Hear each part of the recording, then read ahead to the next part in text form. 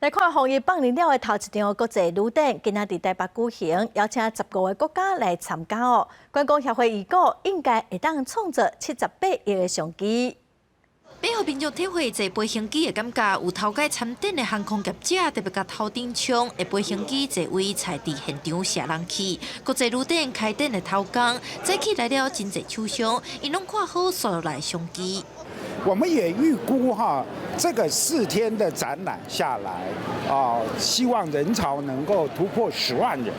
OK， 那10万人的话，你去想想看，每一天的人数参观的人潮会达到2万5。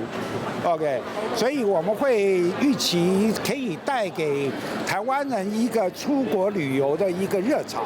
有旅游业者表示，拄开放的这站，就入场的高端旅客人数较侪。像年底有针对看年春节顶欧洲线就要卖9成，日本线嘛要5成。另外，陆委会伫初3宣布，初7开始开放港澳人士来台观光就业等等。有香港的航空业者开始准备调整航班。那我们台北、香港的航班呢，现在每周提供了9个航班，高雄、香港呢每周提供5个航班。以现在的运量来看的话呢，我们会随时去检讨，然后增加航班。如果市场的需求量是可以的话。今年国际旅展有来自15个国家72个买主参加，这个买主伫台湾的期间，交通部观光局嘛安排景点大刷团，互因了解台湾旅游现况。记者调不离台北采访报道。